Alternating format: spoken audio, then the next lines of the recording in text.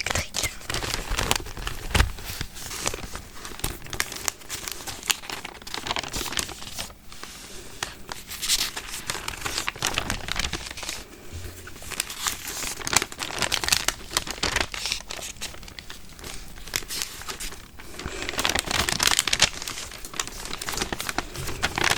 Et à la fin, il y a le programme TV. Voilà, voilà. D'ailleurs, je pense qu'un de ces quatre, je vais acheter un magazine pour faire du page turning. Je crois que c'est comme ça qu'on dit. Parce que ça fait un bout de temps que j'ai envie de faire ce genre de vidéo sur ma chaîne. Mais j'ai envie de prendre un magazine intéressant en fait. Soit qui parle de mode, soit qui parle d'une série en particulier ou d'un film. Enfin, voilà. Et étant donné que là où je vais à l'école, il y a une, comment on dit, je crois que c'est un bureau de tabac mais qui fait également librairie. Je sais pas du tout comment on dit, une papeterie, je sais pas. Mais en tout cas, il y a des livres, il y a des magazines. Et du coup je me dis il y a de quoi faire quand même. Surtout que j'ai jeté un œil, il y a pas mal de magazines qui moi en tout cas pourraient m'intéresser. Donc je me dis ça pourrait vraiment être super.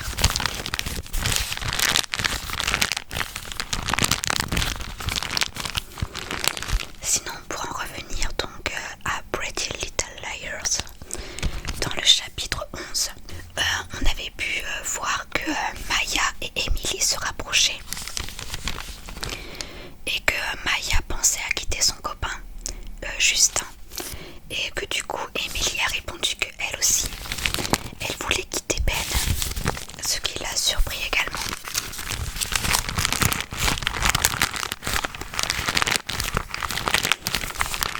Donc, le chapitre précédent était consacré à Emily. Celui-ci va certainement être consacré à une autre des filles. Et je voulais également vous remercier parce qu'on est de plus en plus nombreux sur ma chaîne et ça me touche. Je ne pensais pas que mes vidéos allaient attirer autant de monde. Je sais que 500 abonnés c'est rien pour certains, mais pour moi franchement c'est vraiment énorme. Parce que quand j'ai commencé cette chaîne, je me suis dit que ça allait attirer quoi, 10 personnes maximum. Et du coup là voir ça, ça me met vraiment... Enfin franchement ça me fait tellement plaisir. Et du coup je voulais vous remercier. Parce que je trouve ça sympa quand les youtubeurs remercient également leurs abonnés. Parce que si ma chaîne vit, c'est aussi grâce à vous. Parce que vous regardez mes vidéos et du coup voilà. Et moi ça me donne envie d'en faire beaucoup plus, de vous faire encore plus plaisir.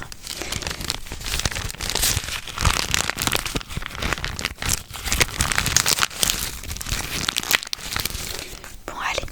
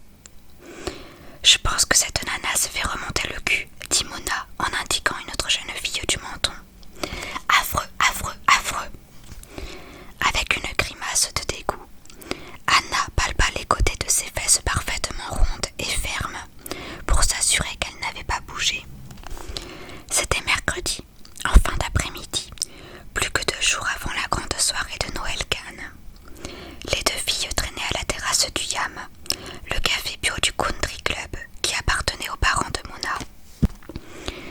En contrebas, quelques garçons de l'externat expédiaient un parcours de golf avant le dîner. Mais Anna et Mona s'adonnaient à un tout autre genre d'activité. Repérer les gens qui avaient eu recours à la chirurgie esthétique. Dans le coin, ça ne manquait pas. Oui, on dirait que son chirurgien s'est loupé, acquiesça Mona. Je crois que ma mère joue au tennis avec elle. Je lui demanderai. Anna détailla de nouveau la femme blonde âgée d'une trentaine d'années, qui se tenait debout à côté du bar. Son postérieur paraissait étonnamment rebondi comparé au reste de sa silhouette aussi frêle qu'un cure-dent. Plutôt mourir que de me faire charcuter, s'insurgea la jeune fille. Mona tripota la breloque de son bracelet Tiffany, celui que, de toute évidence, elle n'avait pas été obligée de rendre. Tu crois qu'Aria Montgomery s'est fait refaire les seins? Surprise, Anna leva les yeux. Pourquoi? Parce qu'elle est vraiment mince et qu'ils sont trop parfaits. Elle revient juste de Finlande ou de je ne sais plus trop quel pays d'Europe du Nord, non? J'ai entendu dire que là-bas, on pouvait se faire opérer pour 3 fois rien. Non, ils sont naturels, murmura Anna. Qu'est-ce que tu en sais? Riposta Mona. Anna mâchonna sa paille. Aria avait toujours eu de la poitrine. Allison et elle étaient les deux seules de la bande à avoir déjà besoin d'un soutien-gorge en 5e. Ali ne manquait jamais une occasion de mettre ses seins en valeur. Aria, en revanche, avait paru découvrir l'existence des siens quand elle avait tricoté des brassières à chacune des filles pour Noël et avait dû s'en confectionner une de la taille supérieure. Ce n'est pas son genre, c'est tout, répondit Anna. Parler de ses anciennes amies avec Mona la mettait mal à l'aise. Elle culpabilisait toujours de la façon dont leur petite bande se moquait d'elle à l'époque. Mona la fixa. Tu vas bien? Tu n'as pas l'air dans ton assiette aujourd'hui. Anna frémit. Qui, moi? Non, pas du tout, protesta-t-elle. Waouh, je te trouve bien nerveuse, ricana Mona. Absolument pas, répondit-elle très vite. Mais elle mentait. Depuis son passage au commissariat et l'email reçu la veille, elle angoissait à mort. Le matin, ses yeux lui avaient paru plus marrons que verts, et ses bras affreusement gonflés. Elle avait eu l'horrible impression qu'elle allait spontanément se retransformer en Anna, la ringarde de 5e. Une serveuse blonde de la taille d'une girafe interrompit les deux filles. Vous avez choisi. Mona baissa les yeux vers le menu. Je prendrai la salade de poulet asiatique sans sauce. Anna se racla la gorge.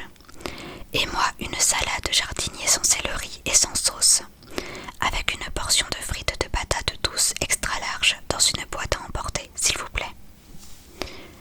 Tandis que la serveuse récupérait les cartes, Mona baissa ses lunettes de soleil du bout d'un index impeccablement manucuré. Des frites de patates douces. C'est pour ma mère, elle ne se nourrit que de ça, ou presque. Sur le parcours de golf, Anna aperçut un jeune homme très séduisant au milieu d'un groupe de joueurs d'âge mûr. Il avait l'air un peu déplacé parmi eux, avec ses cheveux bruns ébouriffés. Son bermuda en toile et son... Non, ce n'était quand même pas un polo de la police de Rosewood. Si, Wilton balaya la terrasse du regard. Quand il vit Anna, il la salua froidement du menton. La jeune fille tenta de se cacher. Qui est-ce? S'enquit Mona, intéressée. Marmonna Anna, à moitié planquée sous la table. Darren Wilton jouait au golf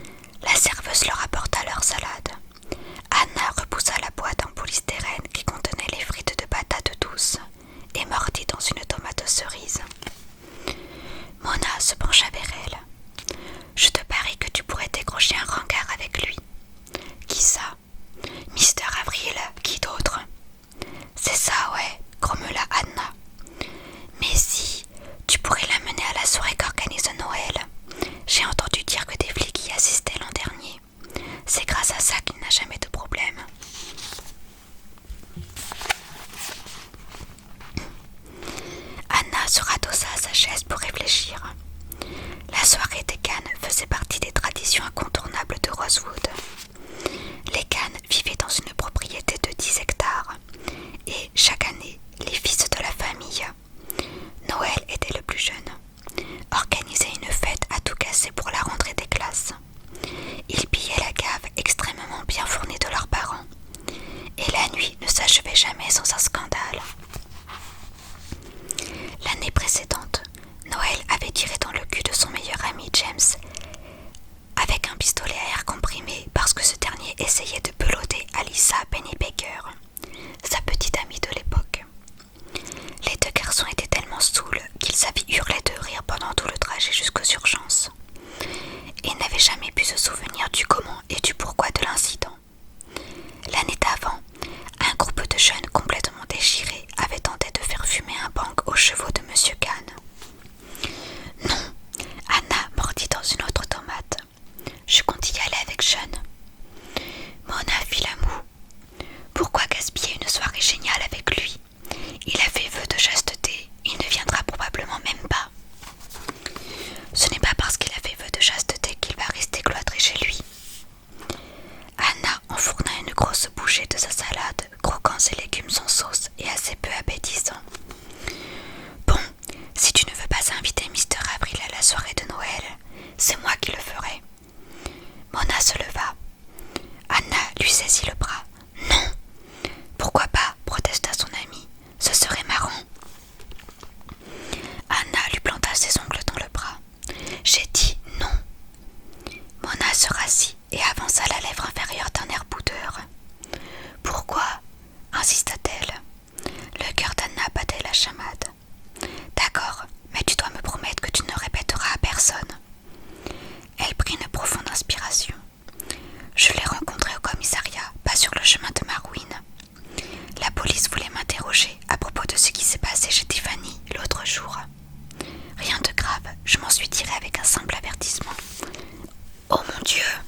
S'exclama Mona. Wilden leva de nouveau les yeux vers elle. Chut! L'enjoignit Anna. Tu vas bien? Qu'est-ce qui s'est passé? Raconte-moi tout, chuchota Mona. Il n'y a pas grand-chose à dire. Anna jeta sa serviette en papier sur son assiette. Ils m'ont emmenée au commissariat. Ma mère m'a accompagnée. On a attendu sur un banc pendant un moment. Au final, ils m'ont fait la morale et laissé repartir. Ça n'a pas duré plus de 20 minutes en tout. Eh ben, dis donc. Mona lança un regard étrange à son amie. Un instant, Anna se demanda si elle avait pitié d'elle. Rien de dramatique, se défendit-elle, la gorge sèche. Il ne s'est pas passé grand-chose, la plupart des flics étaient au téléphone. J'ai passé le plus gros de mon temps à envoyer des textos. Elle s'interrompit, se demandant si elle devait parler à Mona du message signé A qu'elle avait reçu. Mais pourquoi gaspiller sa salive? Ça n'avait sûrement aucune importance. Mona but une gorgée de Perrier. Je pensais que tu ne te ferais jamais choper. Oui, ta mère ne t'a pas tué. Anna détourna les yeux. Sur le chemin du retour, sa mère lui avait demandé si elle avait eu l'intention de voler le bracelet à breloques et les boucles d'oreilles. Elle avait répondu que non. Très bien, dans ce cas n'en parlons plus, avait conclu Madame Marine. Puis elle avait ouvert son téléphone à clapper pour passer un appel. Anna haussa les épaules et se leva. Je viens juste de me rappeler, je dois aller promener Dot. Tu es sûre que ça va, sans kimono? Tu as l'air un peu barbouillée et tu es couverte de plaques. Ça passera. Anna envoya un baiser à son amie et partit. Elle sortit du restaurant avec sa démarche sexy cool habituelle. Mais une fois sur le parking, elle se mit à courir. Elle grimpa dans sa Toyota Prius, une voiture que sa mère s'était achetée l'année précédente, mais dont elle avait récemment fait cadeau à Anna parce qu'elle s'en était lassée, et se regarda dans le rétroviseur. Des taches rougideuses brillaient sur ses joues et son front. Après sa métamorphose, Anna avait bien pris garde d'avoir l'air parfaite en toutes circonstances. Redoutant que la plus minuscule erreur ne la renvoie à sa ringardise initiale, elle avait soigné les moindres détails de sa nouvelle identité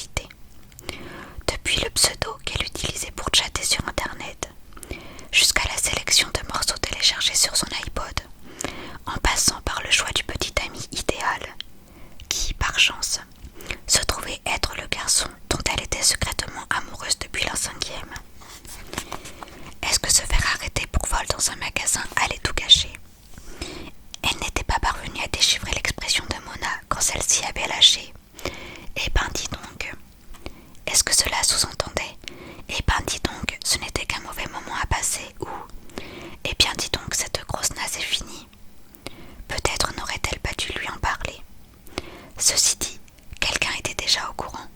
Ah, tu sais ce que Sean va dire, pas moi. La vision d'Anna se brouilla. Elle agrippa le volant pendant quelques secondes, puis mit le contact, sortit du parking du country club et s'engagea dans un chemin de gravier qui se terminait en cul-de-sac. Elle entendit les battements de son cœur lui marteler les tempes lorsqu'elle arrêta le moteur et commença à inspirer profondément pour se calmer. La brise sentait le foin et l'herbe fraîchement coupée. Anna ferma les yeux. Quand elle les rouvrit, son regard se posa sur la boîte en polystyrène. « Ne fais pas ça, pensa-t-elle en détournant les yeux. Une voiture passa à toute allure sur la route principale. Anna s'essuya les mains sur son jean et jeta un autre coup d'œil à la boîte en polystyrène. « Ne fais pas ça, non, non, non !» Elle la saisit et ouvrit le couvercle. Une bouffée d'air tiède à la délicieuse odeur sucrée-salée lui chatouilla les narines. Ne pouvant résister, elle saisit une pleine poignée de frites et la fourra dans sa bouche. Elle était si chaude qu'elle se brûla la langue, mais peu importait. C'était un tel soulagement, la seule chose qui pouvait la réconforter. Elle ne s'arrêta qu'après avoir tout englouti, et même léché les côtés de la boîte pour ne pas perdre un seul grain de sel. Tout de suite après, elle se sentit infiniment mieux, beaucoup plus calme. Mais le temps de rentrer chez elle, les vieux sentiments familiers de panique et de honte l'avaient de nouveau assaillie. Elle n'avait pas fait ça depuis des années, et pourtant, tout était exactement comme par le passé. Son ventre lui faisait mal, elle était allée droit dans son jean et n'aspirait plus qu'à une seule chose, se purger. Ignorant les aboiements excités de Dot, elle monta 4 à 4 l'escalier qui conduisait à l'étage, fonça vers les toilettes, claqua la porte derrière elle et s'écroula sur le carrelage. Dieu merci, sa mère n'était pas encore rentrée